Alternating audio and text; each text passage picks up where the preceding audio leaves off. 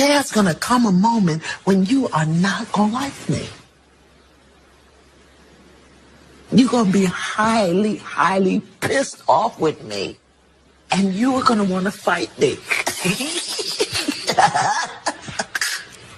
I give you permission to do all of that. Excessive drinking doesn't look too bad on them, but looks horrendous on your father, for example. Red flags didn't confuse you, they felt familiar. This video is for the person who knows deep down inside you are not being loved the way you deserve, but you keep trying to convince yourself that it is enough. The first sign of an abused woman is that she isolates herself and she keeps the secret. I talk to my family, I just don't tell them. Do you tell them that your husband puts his hands on you and throws things at you? Does your mother know he b***s you? Nobody in my family. What is happening to you? You're one of the people what I call neck down dead. That you won't even allow yourself to feel the devastation of the reality that you put on your nightie and go to bed with a man who you. You see, that right there is devastating. Every now and then you let yourself weep or cry. Mm-hmm. But that's how you can stay, because you don't tell the truth about what you feel. Mm-hmm. Let me be clear. Settling in love doesn't just break your heart. It breaks your spirit. It numbs your ambition. And if you're not careful, it will rob you of the life you are meant to live on this earth. I've watched very ambitious, purposeful people dim their light to stay in relationships with blood-sucking leeches. And I can say this because I used to be one of those people being drained. And no, these people aren't dumb or even naive, but what they were and are is unhealed. Because when you carry unprocessed trauma, especially abandonment wounds that you thought you've healed, or low self-worth hiding under the gaze of the fear of being seen, or even codependency, you become a magnet for narcissists, manipulators, and emotional users. You're not weak if this happens. No. But you stay in these dynamics because you're still trying to prove your value through love. You want to show whoever that you are the right choice. Ironically, it's almost egotistical to think that you are just right all the time when it comes to love, that you couldn't possibly chosen the wrong person. Just because you have chemistry with someone or like the same things, we both know that is not enough. Love is not enough. Chemistry is not enough. Looks are not enough. Anyway, let's keep it a buck. Toxic people are drawn to your light. They don't want to honor it. They want to control it. They want to possess it. They want to be you, even if they don't realize it. And if you are deemed uncontrollable, even for a little bit, you have to be destroyed. It's either you or the toxic person. And someone doesn't have to be diagnosed as a narcissist to behave narcissistic or toxic. It doesn't have to be malicious to be soul-sucking. It all can be subtle. Toxic behaviors like excessive drinking doesn't look too bad on them, but looks horrendous on your father, for example. You would never tolerate this from your mother, but your partner gets to belittle you or make you feel small or even deprive you of sleep. And if you haven't healed that part of you that still thinks love equals sacrifice, or you have to struggle to get acceptance, or if it's okay to fix someone, you'll stay. I've seen it over and over. People staying with someone who chips away at their self-esteem. They think they're just tired, or they have their period, or they're depressed. Now all of a sudden, you can't reach your goals or have low ambition. Your joy is gone, and it's all in the name of loyalty or potential in someone who is not losing anything by acting this way towards you. You are sacrificing yourself and compromising things you would like for someone who would never compromise anything for you. Matter of fact, if anything, they are gaining all of your aura points and you are slowly depleting. It's so mean. Don't do it. It's the meanest thing you could do. They're gonna cry. It's gonna hurt their feelings. Don't. After everything. I was rewatching some of my vlogs I did, and it's so astonishing to me how different I feel when I had an internal battle going on and so much happening behind the scenes. I didn't look too different, but I definitely have a better glow to myself once I let all the toxicity go. Trust me, I know it's hard to choose yourself over and over when you've never done it before. Choosing others is easy because that's all we know and that's all we were taught to do and be growing up. The truth is, settling in love often feels like calling dysfunction destiny. But sweetheart, that's not your destiny. You weren't put on this earth to be a doormat so someone else can wipe their shoes on you and enter through a door that's meant for you. That's your trauma speaking. Your brokenness chose them. And you know what? Your brokenness chose what's familiar, and that's also destiny swapping. But that's a conversation for another video. What's even more heartbreaking is that in these dynamics, we often convince ourselves that the person we're with is the best we can do, or that the toxic person will magically become better and healthy and they'll be better with the next person, proving you're the problem. And if you leave, you'll never find someone who loves you like that again. Honestly, good. Take a good look at yourself in the mirror. You are the prize. 9 times out of 10, that toxic partner knows they're dating out of their league emotionally, spiritually, and energetically. You aren't just the best thing to happen to them. You are probably the best thing they deserve to fumble. The best thing that I ever did was randomly wake up one day and decide I no longer want that for myself. Like one day I just randomly decided I no longer want this person to make me feel this way. And it's crazy because out of all the bullshit I went through, it took a random day where literally nothing happened. It was actually a good day for me to decide this is my final day dealing with shit. And it's crazy because no matter how much people I spoke to about the relationship and my problems, or like how many times this man showed his ass, it still wasn't clicking, Steven. Like I still wasn't getting it. Like I literally just woke up with more strength than the day before, and I was like, I need tomorrow's situation to be better. And it starts with me leaving this nigga. Like, what the fuck? And the day I did that, I never looked back, y'all. Like I never needed closure. I never looked back. I didn't stalk their page. I didn't look for the news. I literally got rid of everything that associated me to that man. Like every single thing down to my phone number, y'all. And I just revoked all access to me, literally. So I say all of this to say, like, if you think you stuck, you're not. You're stuck on stupid. And life did not end when that relationship ended for me. It actually got better. Take notes. But when you've been wounded, you don't always see your own light. So you end up dimming it to make insecure people feel comfortable. One of the most manipulative things toxic people do is mirror you. They study you like a test they plan to cheat on. They do this by asking multiple intrusive questions the first time they ever meet you. They might tell you extensive stories about their childhood to gain both sympathy and the illusion of openness. They watch how you move, how you love, what you value, and then they become that. Not because it's who they are, but because they know it's the quickest way to earn your trust and stay in position in your life. You think you're connecting with them, but you're really just seeing your own essence mirrored back to you. Rehearsed, calculated, and strategic. They learned how to mimic what you love, even in a short period of time, because that's what's keeping them relevant in your life. This is why, in the beginning, it might feel like you met your soulmate. They say all the right things. They reflect your goals, your values, your dreams, but it's not real. It's a performance. Once they feel secure in the role they manipulated themselves into, the mask starts to slip. Slowly, strategically, sometimes violently. Not all at once, because that would be too obvious. No. It happens in phases. First, it's the passive-aggressive comments. Then it's the dismissive tone when you express your needs. Suddenly, the person who once admired your strength now calls you too much or weak. The one who said you were their piece starts creating chaos and blames you for reacting to it. It's all calculated. Each boundary you set is treated like an attack. Each moment you pull back, they punish with silence, withdrawal, or guilt. And sometimes the mask doesn't just slip, it shatters. They lash out, and that's when they reveal their entitlement, their cruelty, their deep resentment that they could never be what they pretended to be. By then, you're emotionally entangled, questioning your own reality and wondering, how? Who is this sleeping in my bed? That's not love falling apart. That's the performance ending. How a man treats you when he's mad shows a lot about how he feels about you. He can be kind or he can be mean. The way he talks to you then tells you how much respect he has. If he yells, calls you names, or puts you down, that's what he really thinks about you.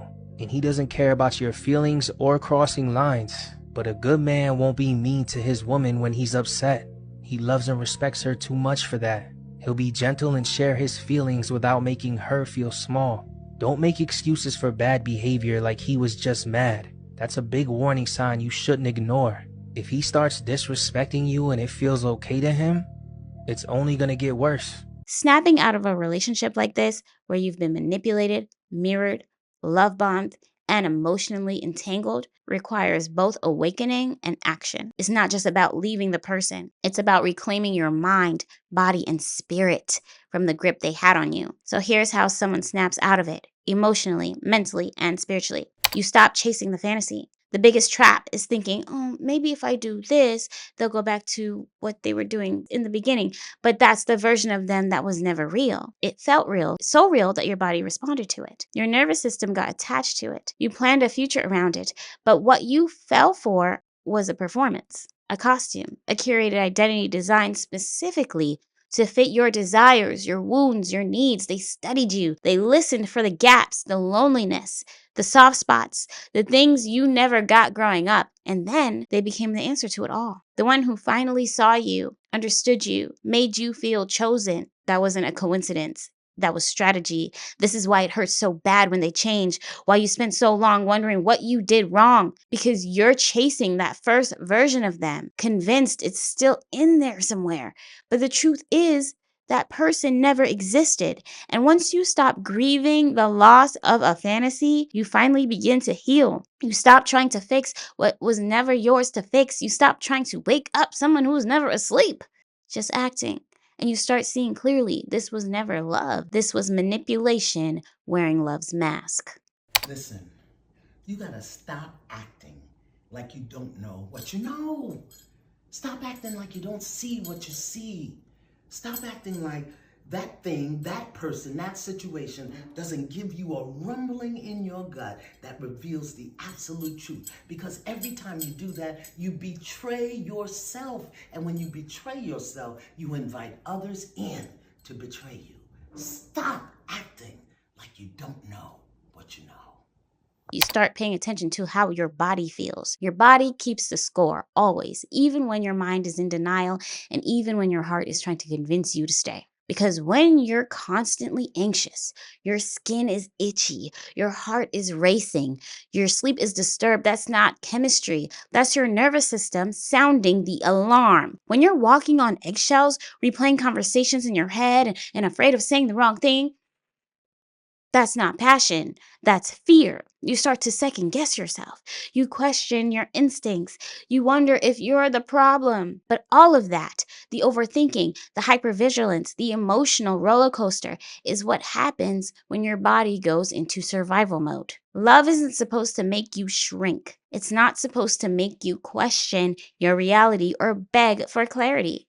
Real love feels safe, calm, and centering, and that's not boring. That's stable. Real love doesn't leave you guessing where you stand. It regulates you, grounds you, helps you breathe easier, not tighter, and not in a push and pull. You won't experience this, then chaos later. This is your body begging you to leave the war zone, and healing starts the moment you listen. Number 3, you go no contact or low contact and mean it. Closure is the trap when you're dealing with a manipulator. It keeps you on the hook, searching for the answers they will never give honestly, because the goal was never resolution. The goal was access. They want you confused, lingering, reaching out to just talk one more time, because every time you circle back, they get to reinsert themselves into your mind, your heart, your body. You think you're going to get clarity, but what you really get is re-traumatized.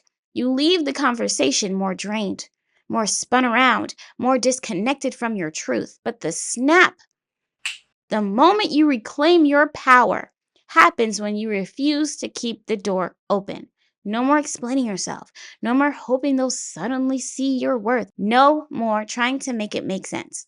You disconnect, and just not out of spite, out of self-respect, because when you finally stop feeding the cycle, you stop bleeding emotionally. And when you protect your peace, like your life depends on it, and it does. Your nervous system, your future, your purpose, they all depend on you choosing yourself, even when it's hard. You know what? Especially when it's hard. Whenever you feel yourself crying about that nigga, say this to yourself. Oh, I miss my loser.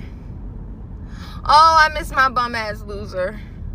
Oh, why did my bum ass loser leave me?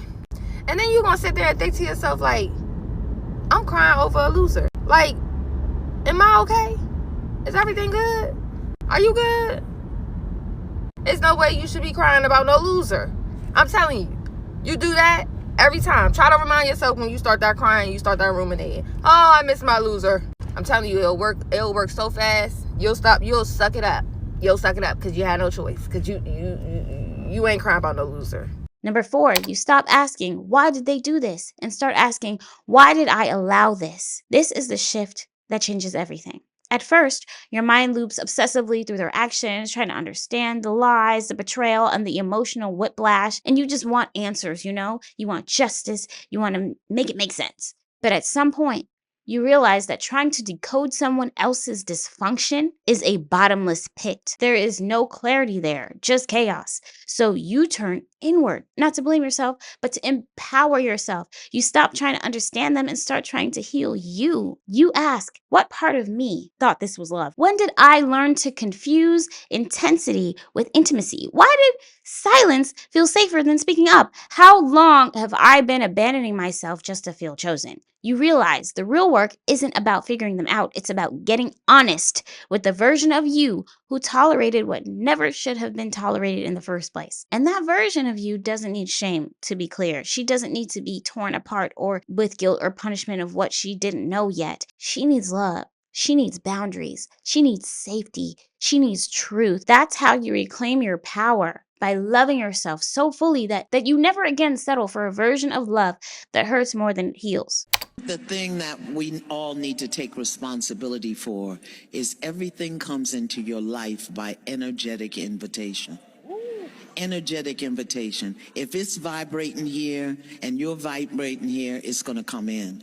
If it's vibrating down here and you're down here, it's going to come in. And many of us are vibrating down here and we want somebody up here.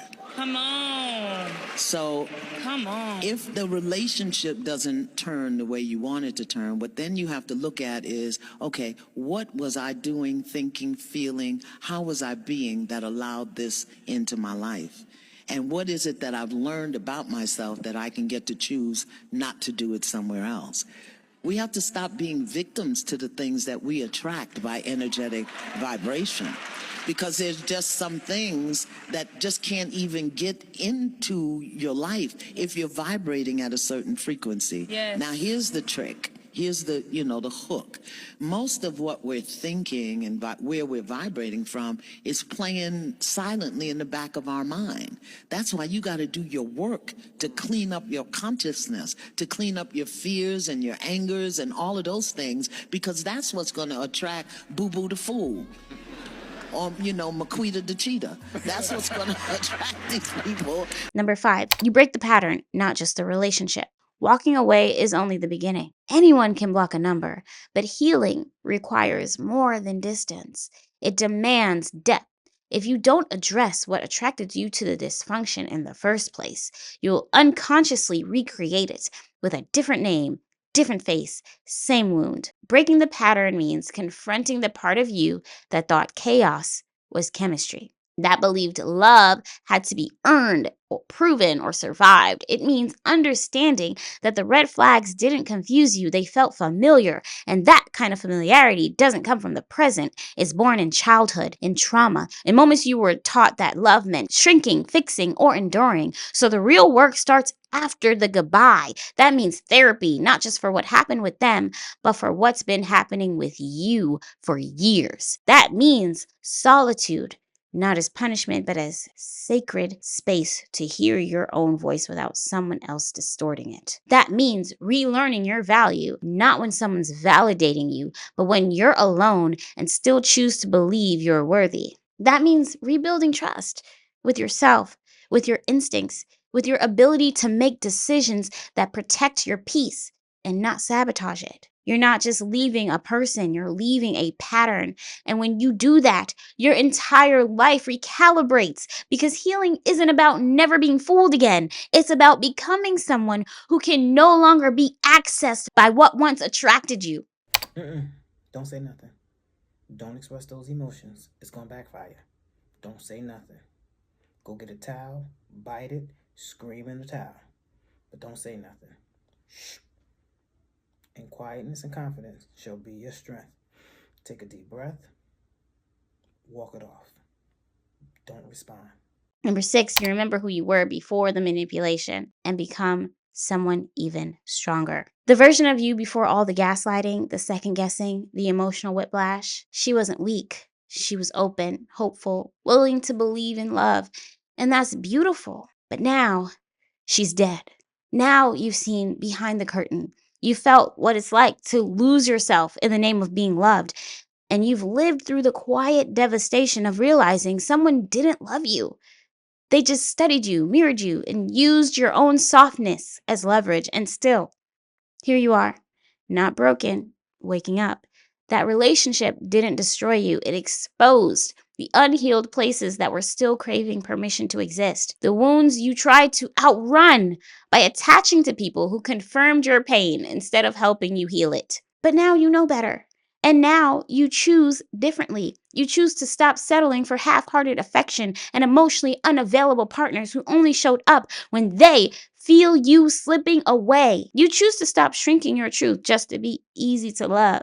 You choose boundaries over breadcrumbs. You choose peace over patterns. You choose you, not the old you who had to pretend to be okay just to be chosen. Not the masked version of you that adapted to survive. No, but the real you, the powerful you, the healed you. Because once you remember who you were before the pain, you get to become someone even stronger because of it. Don't lose this momentum. Grab my free ebook because it's your reminder that you're iconic, powerful, and capable of anything. Link is in the description. If this video spoke to you, this is confirmation you're not crazy. You're waking up. So drop a broken heart in the comments if you've ever lost yourself in a relationship, and put a shield if you're reclaiming your power now. And if you want more content like this, make sure you're subscribed. This is your healing era, and it starts when you stop settling. Okay, that's all I got. Ooh, my hair is poofing. All right, bye.